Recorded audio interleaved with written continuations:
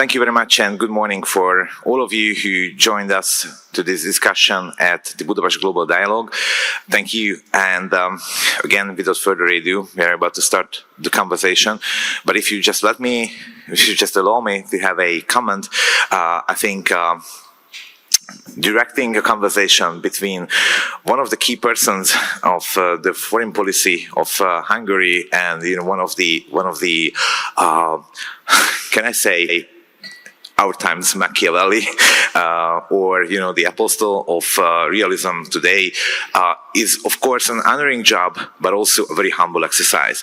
So I try to minimize my job here and try to pose the questions that interest us the most. And I think once we are here in Central Europe, in Europe today, I think the most important question is how to end, if there is one end to the war in Ukraine, how to end it. Is there something inside? I think this is one question that interests us the most. And pardon me, Balázs, but I think for first, Professor Mearsheimer, what is your take on the issue?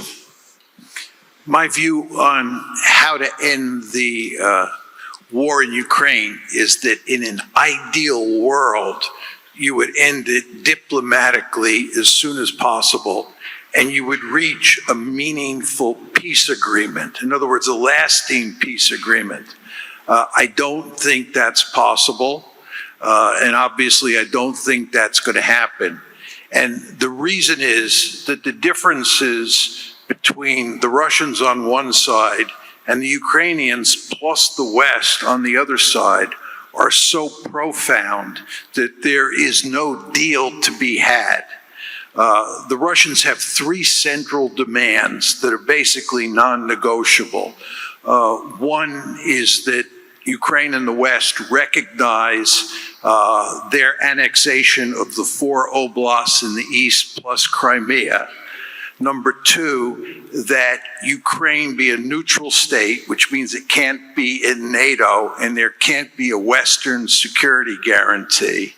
And number three, that the size and the quality of the Ukrainian military be reduced to the point where Ukraine has no offensive military capability against Russia. Those are three demands that I can understand why the Russians are making. From a Russian point of view, those demands make excellent sense. From a Ukrainian point of view, I can understand why they categorically reject those demands and say they will never accept them. Well, given a situation where you have a set of demands on the table that the Russians have made that the Ukrainians will not accept, and I believe the West will not accept either, there's no way you can get a diplomatic solution. And this tells me that this war will be settled on the battlefield. And at some point, you will get a frozen conflict. And that frozen conflict means that you will have poisonous relations inside of Europe in terms of relations between the Russians on one side, the Ukrainians, the Europeans, and the United States on the other side for as far as you can see. So I'd say that, unfortunately, the ideal solution is not realizable in this case. I think if the best option is to have a frozen conflict, then have it as soon as possible. From the decision maker side, from the practitioner side, what is your take on Balázs? Good morning, ladies and gentlemen. Thank you very much for having me. Thank you very much, Professor, for being here and having the conversation. Here in Hungary, we all are Mearsheimer fans, so I think every Hungarian politician must be a realist, because if we Hungarian politicians are not realists but rather naive, then our situation becomes very, very quickly complicated. So it's very good to have the realist point of view here in Hungary. About the war. Please allow me to start with the personal memory. I know it's history, but it's recent history, and I think it's very, very interesting. When my prime minister became the president of the European Council for like 6 months last year, he started the so-called peace mission. He told us just from one day to another. That's, guys, let's use this as a window of opportunity. Let's try to do something. We have to go to Kiev to see Zelensky. Haven't been there since the war, so let's go to Kiev, then to Moscow. Then let's try to ask the Chinese for a meeting on Friday, whether they are ready to host us on Monday. It seemed to be impossible, but it happened. We went to Beijing, and then there was a NATO summit in Washington, and the Prime Minister we met with President Trump, who was back then still the candidate in Mar-a-Lago. And then when we were flying home, the Prime Minister decided to make a letter. So he wanted to inform the European leaders what his experience was. And he said, it's transparent. You can still read it in English, in Hungarian. And it was sent to all European leaders. And he said that for various reasons, both parties, so the Ukrainians and the Russians, are convinced that they have to continue the war, because they think that what they can get, this is what was described by the professor in a different way, they can get a better result or an acceptable result if they continue the war, because what they can get now without the war is not acceptable for the parties.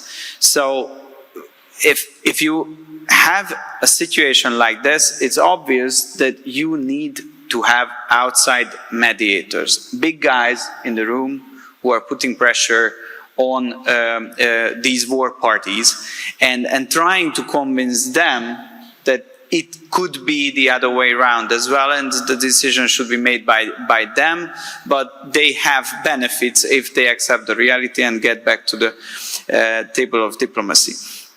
And my Prime Minister said that okay, the Democrats are involved in the conflict. They are having, as it was admitted after that, a proxy war through Ukraine against Russia, and President Trump has a chance to act differently. And what happened? He started to act differently. He started to act as a neutral outsider mediator.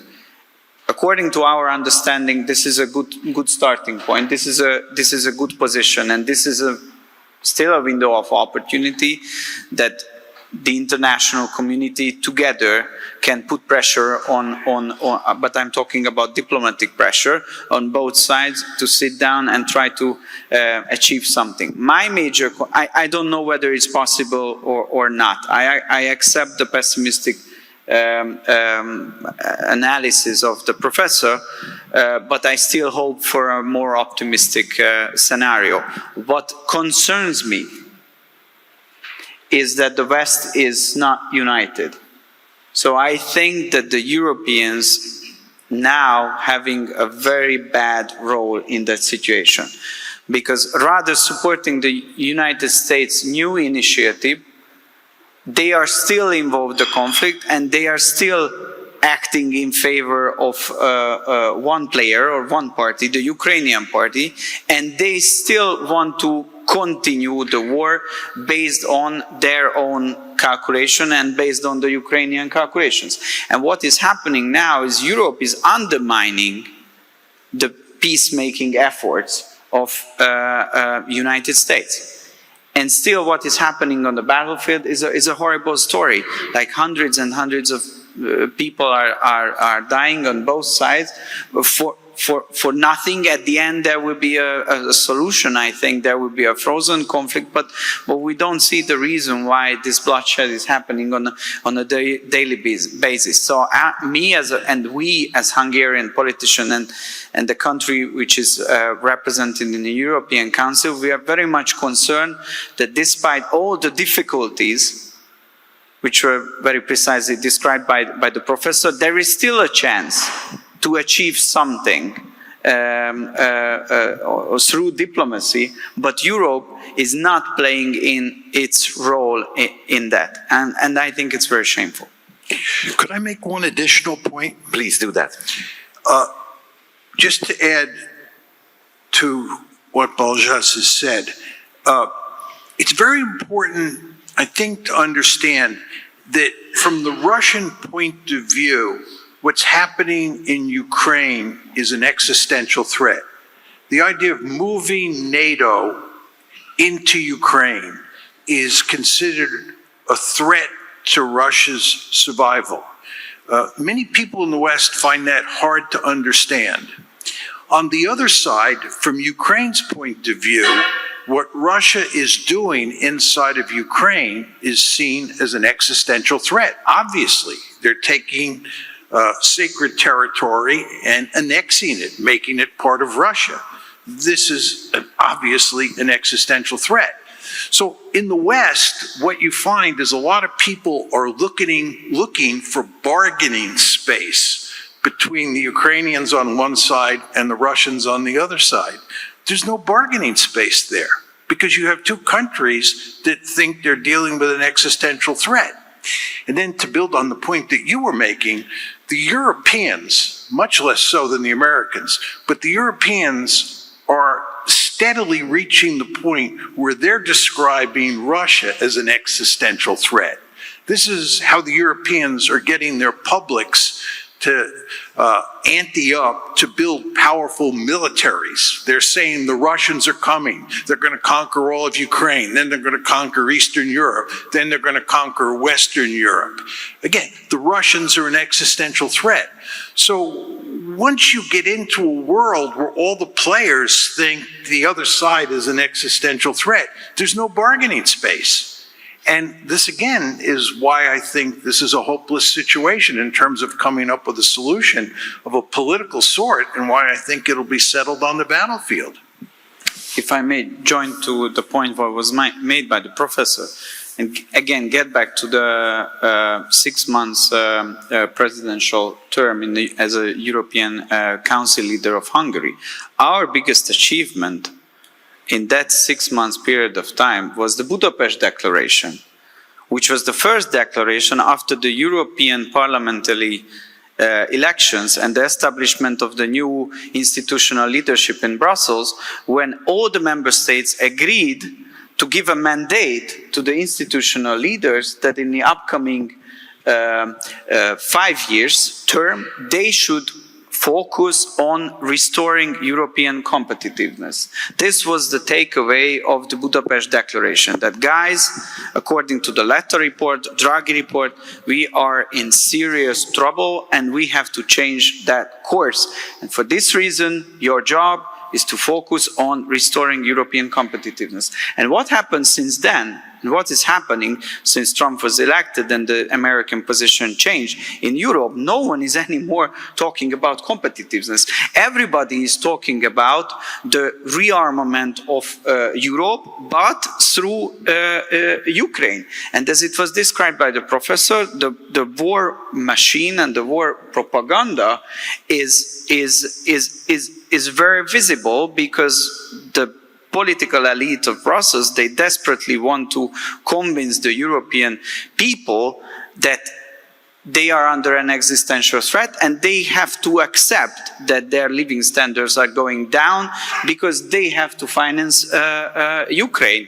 And they use this as a further argument to, again, push the centralization of power towards Brussels. Because if you are in a war and if you have an existential threat, then, okay, this kind of sovereignty or subsidiarity, these issues are not important anymore. Then you have a centralized, then you need a centralized superstate, which is preparing for a war which is inevitable. This is the argumentation. And we Hungarians, we are saying it for like 10 years, that Europeans should be able to defend themselves. NATO is very important. But if you are not able to defend ourselves, then we are relying on the American position. This is exactly what happened after 2022. First, the Germans and the French, they didn't want to follow the American line. They were resisting a little bit. But then the reality was very hard. The Biden administration was saying this is our proxy war now against against Russia, and we all have to be united. And sooner or later, all the European countries, the only exception was Hungary back at that time, saying, okay, we are in line with your position. And Europe couldn't make an independent foreign policy or a trade policy. So this is why European NATO is very important, but European independent military capability is also very important. But it doesn't mean that we have to prepare an existential conflict against the Russians, and by doing this, we are integrating into our security structure a country which has direct war right now with Russia. So European security is not going through Ukraine, it's going through ourselves. And this is the conflict what we have now, and this is why I'm very much worried, because what's going on in Brussels, and it's not just happening, it's a strategy, and they decided that it's very irresponsible. Thank you very much. This panel increasingly looking like a date when your date brings along a significant other, but it's a good thing actually, because you are doing the hard job of this conversation. But it really makes me more picky of what kind of questions I can pose to you, and definitely I think at this point we should address the question of escalation. So if neither side is very much interested in making a deal right now, making peace, even though the rest of the globe is pretty much interested in that, and the situation will be ultimately decided on the battlefield. So what bears Russia, for instance, using nuclear weapons, even tactical ones, to put an end to this conflict and say, okay, these are my terms, and then I can just go forward. Do you see any kind of escalation like this from a realist perspective? I think that it is extremely unlikely that Russia would use nuclear weapons unless it was losing on the battlefield. In the beginning of the war in 2022, I think that the United States thought that it could deliver a significant defeat to Russia and knock it out of the ranks of the great powers. In the year 2022, because the Russian army was then in poor shape, relatively poor shape, and the Ukrainian military was doing very well on the battlefield, we thought that we could defeat the Russians on the battlefield inside of Ukraine. That's number one. And number two, as you all remember, we thought that economic sanctions would bring the Russians to their knees. We would deliver these devastating sanctions that would cripple the Russian economy. And that, coupled with the defeats on the battlefield, would effectively knock the Russians out of the ranks of the great powers. Had that happened, I think the Russians would have probably used nuclear weapons in Ukraine to rescue the situation. And you all want to remember that if Russia were to use nuclear weapons in Ukraine, it would not have to fear nuclear retaliation, because Ukraine has no nuclear weapons of its own, and there is no way the West would use its nuclear weapons to defend Ukraine. So in a situation where the Russians were backed into a corner, were facing a defeat that was going to knock them out of the ranks of the great powers, I think in that circumstances, it's highly likely they would turn to nuclear weapons. Now, the good news is that's not going to happen. And the reason is that the Russians are winning the war on the battlefield. And the situation is deteriorating for the Ukrainians and for the West. This is why I would argue that the Ukrainians should cut a deal now, because going to just lose more territory and more Ukrainians are going to die if they continue the war. And the reason is that the Russians are winning. If you look at the balance of manpower, the balance of artillery, the balance of air power, it's manifestly clear that the Russians are in the driver's seat. And if you take into account the fact that President Trump wants to withdraw significant support for Ukraine, that means that Ukraine is going to lose its principal patron. And it was losing even when Joe Biden was in the White House. You can imagine how bad the situation is going to get if Donald Trump refuses to put more weaponry and more money into the Biden pipeline. So Ukraine is doomed. It's not like Ukraine is going to go down to decisive defeat. There's going to end up being a dysfunctional rump state. Ukraine is going to continue to exist, but it'll be a dysfunctional rump state. All of this is a long way of saying that given that the Russians are winning, there's no incentive for them to use nuclear weapons. And that is good news. But the fact that the Ukrainians are losing is obviously bad news from Ukraine's point of view.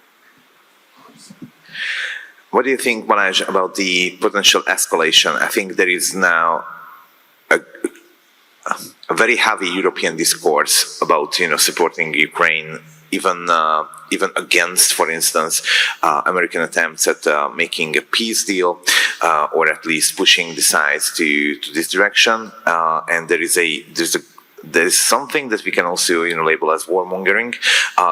Don't you think? So what can be the result of all this? Can this lead to an escalation of any sort? So I think we are still in a circle of escalation. When Trump came in, he did some great things. First, he restored communication between the Americans and the Russians, which is a very important step towards de-escalation. And then he organized direct meetings between Ukrainians and the Russians, which is, again, a very good sign of de-escalation.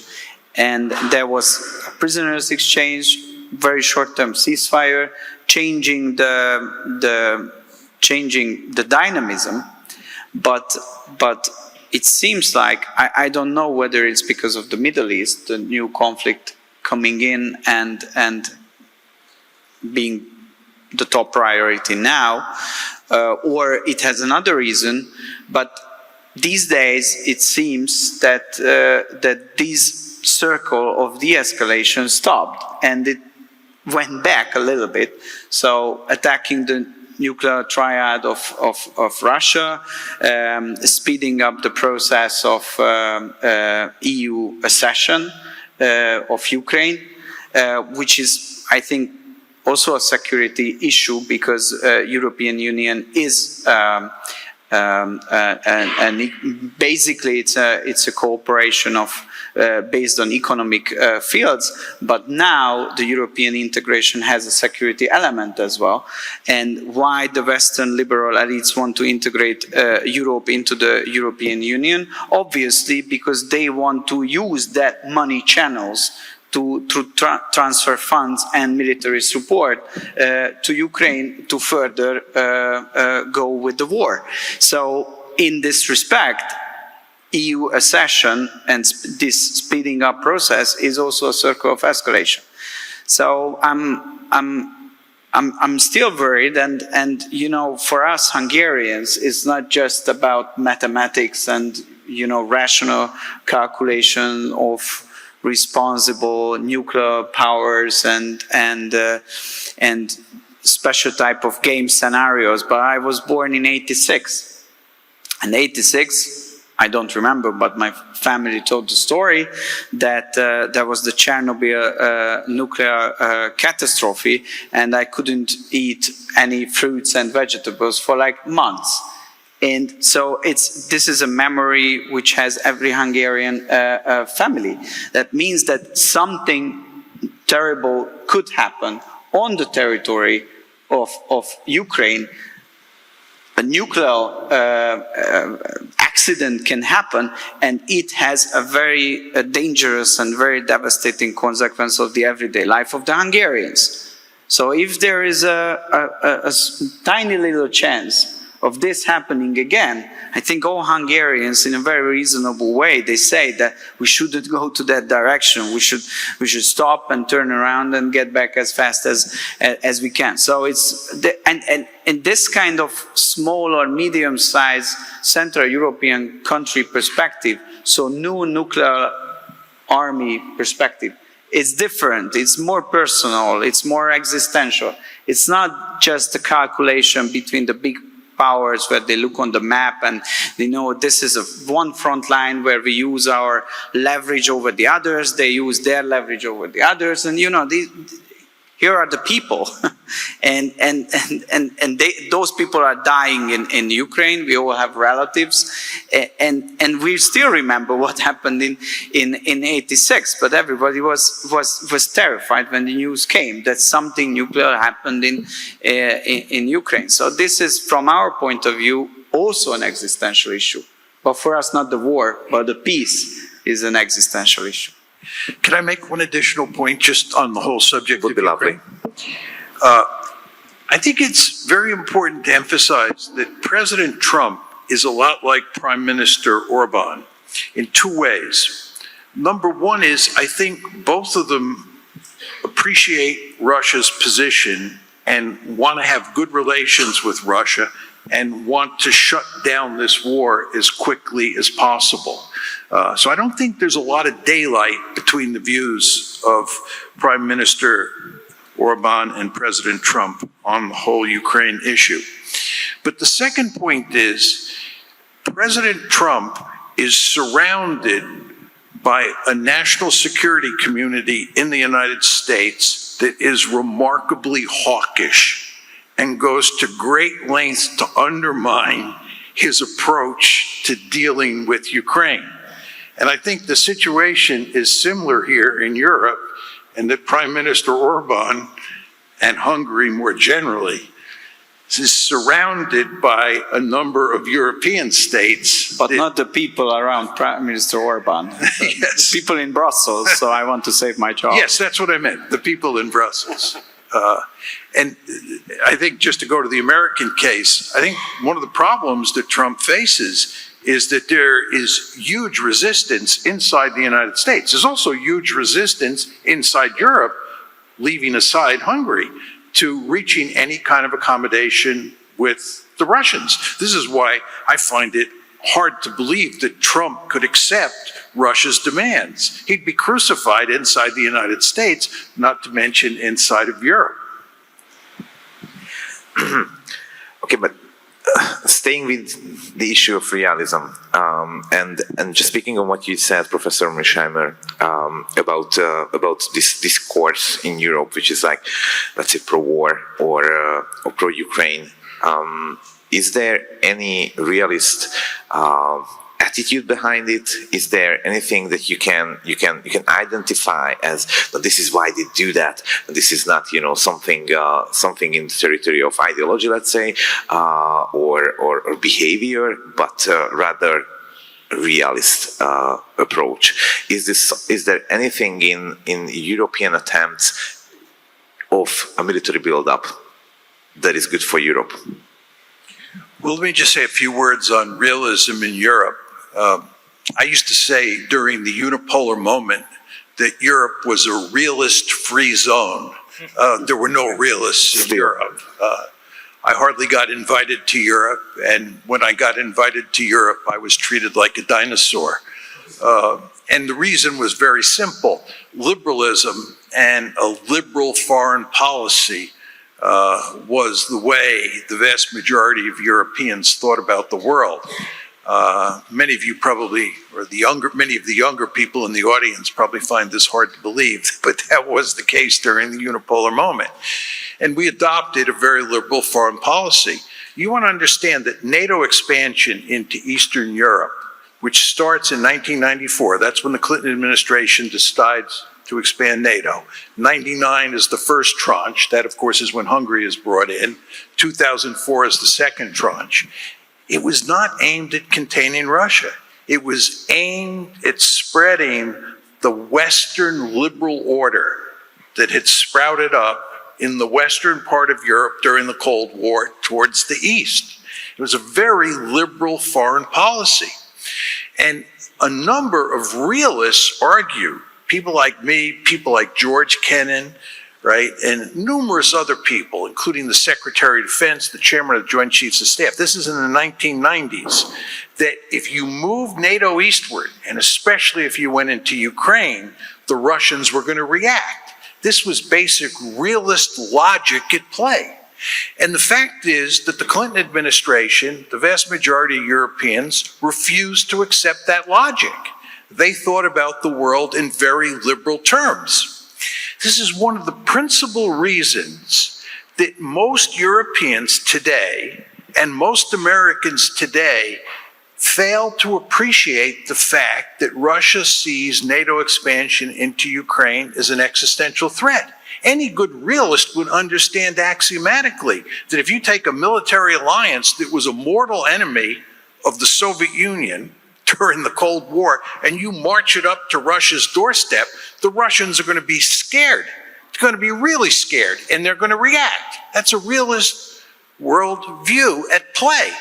But Europe was dominated by liberals, as was the United States. This is a different way of thinking about international politics. The balance of power is largely irrelevant now. We don't have to worry about that. What we want to do is spread institutions like the EU and NATO eastward. We want to spread democracy eastward. We want to spread economic independence. We want to get the East Europeans hooked on capitalism and so forth and so on. And the end result is we'll all live happily ever after. Well, it didn't work out very well. And you now have a situation in Europe where I believe that, except for places like Hungary, where there are realists and a few other small enclaves in Europe, I think liberal thinking about international politics and liberal thinking about Ukraine still dominates. And the end result is we have gotten ourselves, and we are now in deep trouble because we didn't think like good realists. Thank you. I had the privilege to write a book also about it, this Fukuyama moment and this neoliberal way of thinking. And I had the privilege that I got a blurb from the professor, and I'm very proud of it. But what concerns me again is that if we use Fukuyama and this Fukuyama moment to describe the mindset of the liberal elites in the 90s, I think if we follow the mindset and the paradigm shift of Fukuyama and those people since then, it's also concerning, because what happened in the 90s, they were saying that, you know, our way of life, our way of political system, our way of economic model, our way of globalization, our way of governance this is how we won the Cold War, and this is what would benefit everyone, and the entire world should adapt to that. And this was described as the end of history. But then, after 20 years, when they realized that some countries didn't adapt to this model, they have a different political system, they have a different economic structure, different way of globalization, but they still are successful. So they are coming up. And then they realized that the end of history model is not working, and they started something new. But what happened after the Ukrainian war? These type of people, the liberals, came back with the same old idea, but in a little bit of a reframed version of it. So now, if you read them, what they say is, end of history didn't come yet, but it will come. We just have to wait until it arrives. And before that, there will be an ultimate battle between the so-called democracies, who are obviously the good guys, the good model of governing, globalization, politics, and so on, and the so-called bad guys, the autocracies. And we have to prepare for that ultimate inevitable conflict between them. It's a kind of a description of a third world war, a potential future third world war, and after it, the end of history will come. So my as a Hungarian realist, my concern is that I don't want to describe the world like this. Because if we start describing the world like this, then it's extremely dangerous, because it, not just ideologically, but from a thinking method point of view, it leads us into direct confrontation and the bloc formation logic, which is against the interest of, I think, my country, Hungary, and I think it's against the interest of at least 180 other countries on earth. Just very quickly, just to pick up on what you said, I think one of the distinguishing characteristics of liberalism when it's applied to foreign policy is, as you say, to describe the world in terms of good guys and bad guys. And when the United States goes to war, the other side is always the Third Reich, the leader is always Adolf Hitler, and so forth and so on. And when you think in those terms, it's very difficult to reach an accommodation with the other side. Because how can you negotiate with Adolf Hitler, right? You're dealing with the font of all evil. And this is one of the problems that we face today. How can you negotiate with Vladimir Putin, right? It's just impossible. It's like asking us again to negotiate a deal with Hitler. And just to go to realism for 1 second, it's very important to understand that realism treats states as black boxes. It treats all states as principally the same in terms of whether or not they're good guys or bad guys. There are no good guys or bad guys in the realist story. States are just black boxes. And this is one of the principal reasons that realism is deeply hated in the liberal West. You all understand that the United States is a thoroughly liberal country, right? And the West has become thoroughly liberal in its outlook. So when you have a view of foreign policy like realism that doesn't divide the world up into good guys and bad guys, people in the West are not going to like that. And they're going to think that somebody like me, who is a hardcore realist, is a deeply immoral person because I don't recognize good and evil. What we say here in Hungary, at least as a counter-argumentation, is that we also moral persons. But our morality is different, because we think that our first and foremost loyalty goes to our community and our nation. And our job is to protect and save and bring a prosperous future for our country. And through this lens, we see the world. And we don't want, so in a very political term, I don't want to save the world, I want to save Hungary. And I think it's a moral position as well, different than the liberal one, but it's also a moral position. So I think all realists should not accept the argumentation of the liberals that they are the moral ones and the realists are the non-moral people, because that's not true. That's a different type of morality, which is based on, as a footnote, I would say, based on the Bible as well. So it has a religious basis as well. Okay. Anything to add? No. Okay. Yeah, I just say this is going to be very quick. If you think about a word that the liberals use all the time, it's international community. They talk about the international community. And just think about that first word, international, international. It's fundamentally at odds with the notion that you have a nation state, a national community, that you should privilege over the international community. You see very clearly in the use of those two words, international and national, the difference between a liberal perspective and a realist perspective. Sorry. No.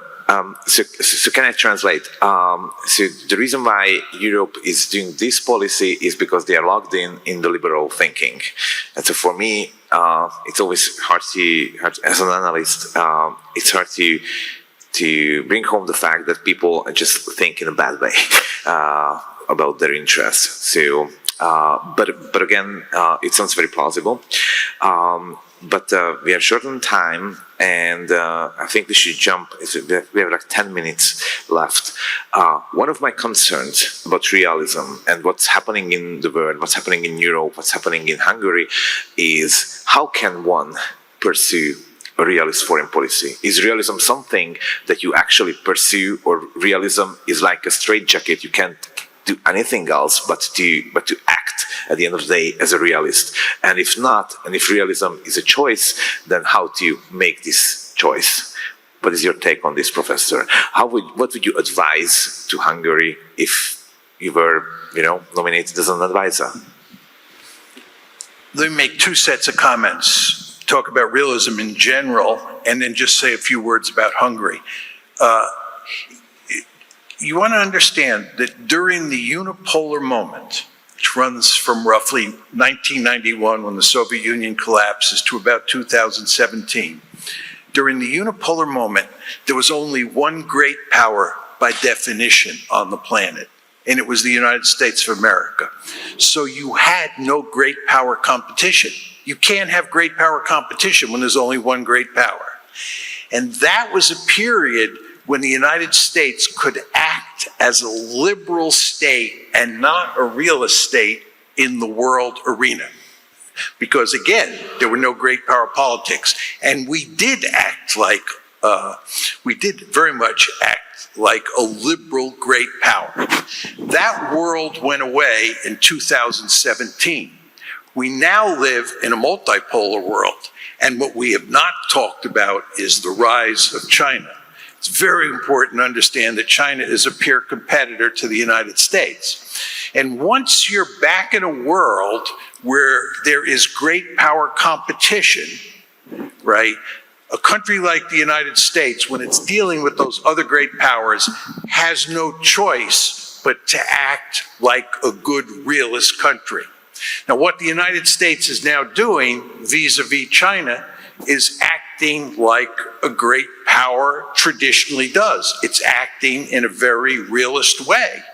All you have to do is talk to the Chinese, and they will tell you clearly that they understand the United States has its gun sights on China. The United States is acting like a realist state, but it masks its realist behavior with liberal rhetoric. It's always done that, the United States, that is. But in this case, you see it at play again. Now, the question is, how do I think this applies to Hungary? I think Hungary has basically behaved as a realist state in Europe since the end of the Cold War. And I think that is an anomalous case. I think most European countries have not behaved in a realist fashion, much like the United States, they've behaved in a liberal fashion. I think moving forward, Hungary has no choice but to act in a realist fashion, and it's going to have to think not only about how to deal with Russia, it's going to have to think about how to deal with China, because China is going to wield great influence in Europe. China is going to wield great influence all around the planet. There's going to be a significant competition between the United States on one side and China on the other side. And as I said, that's going to be a realist competition. And Hungary is going to be in between, as are virtually all the European states. And Hungary is going to have to think smartly about how to deal with both China and the United States from an economic point of view and a security point of view. And if Hungary is smart, they will continue to act in a realist fashion. Balázs, as one of the architects of Hungarian foreign policy and this very realist brand of it, what would you highlight in our policies? Well, I think that despite all the turbulences, 2025 is still a very important year for us, because this Hungarian connectivity-based strategy for the new great power rivalry or competition world order that's the first year when it's actually in place. And this is why for us it was very important that we have Donald Trump in the White House, with whom we also can start working on a strategic agreement between Hungary and United States, because what we can achieve now is unfortunately, if you look on Brussels or if you look on Europe, this is what I'm always telling everyone, that guys, you have to realize that you are the most isolated power center right now on Earth, because you cut ties with the Russians, which brought energy problems for you. You started an economic warfare with China 2 years ago, which is your biggest export market, and you have an ideological confrontation with the United States, new leadership, and the geopolitical confrontation. They want peace in Ukraine, and you want war in Ukraine. So the Europeans are extremely isolated. And compared to that, I think our position is relatively very good. We are members of European Union, so all the negative decisions of them are affecting us, but we still can have an independent position, and we can benefit from that, as it was described by the professor. So now what we're working on is to establish a reasonable, pragmatic cooperation with the Russians during war period and also for after war period. We have a very good strategic cooperation with the Chinese when the entire European continent was turning against them. We were also we remained pragmatic and reasonable and rational. So the economic cooperation is getting stronger, and we were very much in favor on the Donald Trump and the American Republican circles, and we share their vision that Europe shouldn't be liberal. Europe should be a community of independent member states who are working together. So their focus is on the member states, and in this description, Hungary can play a very important role, and I think we have a pretty good chance to make a deal with the new administration of the United States. And then we can say that there is a great power rivalry, and Hungary is a small country which was a loser of the 20th century, but we are able to establish proper positions to all directions with all the major powers. And that would mean not just in 1 month's time or 1 year time, but in 10, 20, 30 years time, it would lead us into a position where we can say that relatively we also among the winners of the 21st century. This is our position. This is what we call and describe connectivity or economic neutrality. There are different, or Hungary first foreign policy. There are different expressions what we are using, but it reflects back on a very similar way of thinking. Professor, in one of your recent books, in the Liberal Delusion one, you said that liberal foreign policy is something that only very rich states can, allow themselves to have, and only for a shorter period of time. And you were referring to the United States. Do you see like more realist turn in Europe, or this is something in your thinking that is inevitably coming? I think that the principal reason that Europe has been able to pursue, or let me put it differently, European states have been able to pursue a liberal foreign policy, which I think is most clearly reflected in the European Union, was because of the presence of the American military in Europe. In other words, it was NATO that provided the underpinning of the European Union. And one of the reasons almost all European leaders I have met since the Cold War ended in 1989 have been deeply committed to keeping the Americans in Europe is because they understand that the United States is the pacifier. This is the American pacifier. To put it in slightly different terms, NATO is the pacifier. NATO underpins the European Union. The reason that the European Union is so tightly knit, and it is tightly knit, it's a remarkable institution, right? The reason it is able to reach that point of unity, the reason that we can talk about Europe, just think about the use of that word Europe. We talk about Europe as if it were a single state. Of course, it's not, as you remind us. But we talk about Europe as if it's a single state. It's because of the European Union. But again, you never want to forget that underpinning the EU, underpinning Europe, is the American pacifier, NATO. Now you have to ask yourself, where is the Trump administration headed with regard to the American commitment to Europe? As you know, Trump has contempt for the Europeans. Trump does not like Europeans, the Hungarians notwithstanding.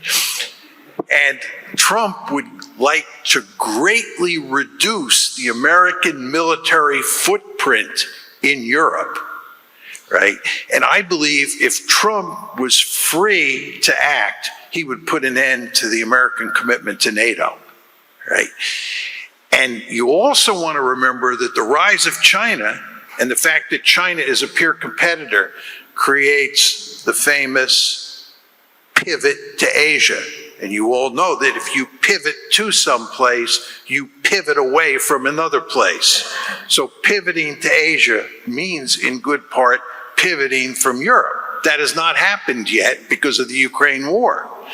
But if that were to happen, if Trump gets his way and we greatly reduce the American commitment to Europe, the American footprint in Europe, and here we're talking about the military footprint, that will have significant consequences for the European Union and for that concept of Europe. And I think what's going to happen here over time is the Americans are going to reduce their presence in Europe. And I think you're going to see centrifugal forces that are already at play inside of Europe accelerate. And I believe over time, more countries in Europe will look like Hungary. More countries in Europe will think in terms of the national interest, and they'll think less in terms of being part of an international community, less in terms of being part of Europe, and more nationalistic. So my bottom line is, you do not want to underestimate the importance of the American military presence in Europe. Well, if I may add to one argumentation, because I checked it a couple weeks ago, and never EU accession towards East, first Central Europe, then the Romanian turn, and so on and so on. It was always first the NATO. So first NATO membership, and then a couple of years after EU. So it's exactly the point you were making, that first securing the territory militarily, and then the economic integration. So this is how it goes. So it proves your point.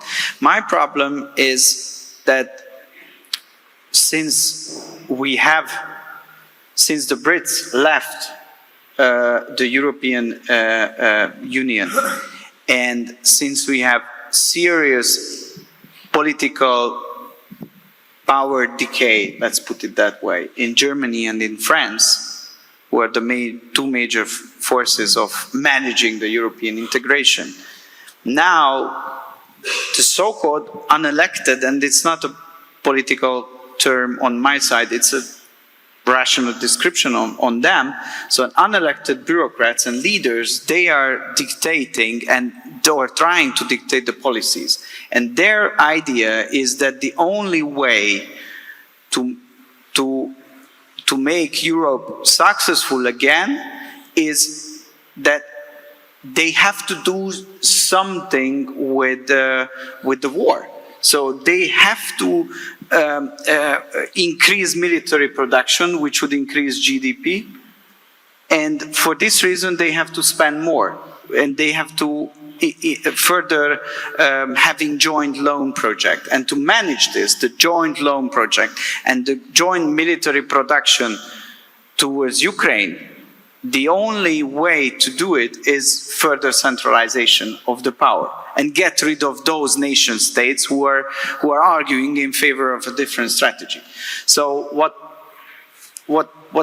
is really the case, whether European nations, Hungary, and some other countries as well, where there are real political turbulences in France, in the Netherlands, in many countries. Czech Republic is facing elections where these kind of realist political forces are taking the polls. So whether there will be enough countries, nation states, who are saying that this shouldn't be the job of the European bureaucrats, but it should be decided by the member states' leaders. And if there is no strategic agreement between them, because some countries want to go to one direction and other countries want to go to another direction, but we still want to keep ourselves together because the single market makes sense, then we have to make a compromise.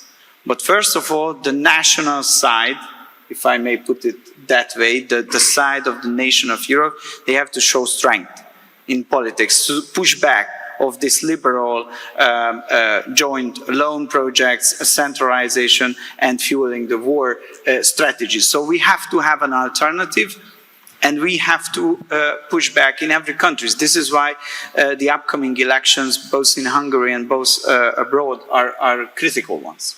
Can I just make a quick point? And I think you made this point earlier, Balázs, but if the Americans reduce their presence in Europe and you begin to see these centrifugal forces I described come into play, the question is, how do you deal with that problem? And I think the way you deal with that problem, or one way you deal with that problem, and I think that you might have said this earlier on, although my memory is not 100% clear, is if you're in Brussels, you threat inflate. You describe the Russians as the greatest possible danger to Europe. Because if you have an other out there, if you have this threat out there that threatens all of Europe, then there are very powerful incentives for the European states to work together to deal with that threat. And I've long believed that European bureaucrats, and I even think some European leaders, are overstating the Russian threat for purposes of getting the Europeans not to only spend money on their own defense establishment, but to keep Europe together.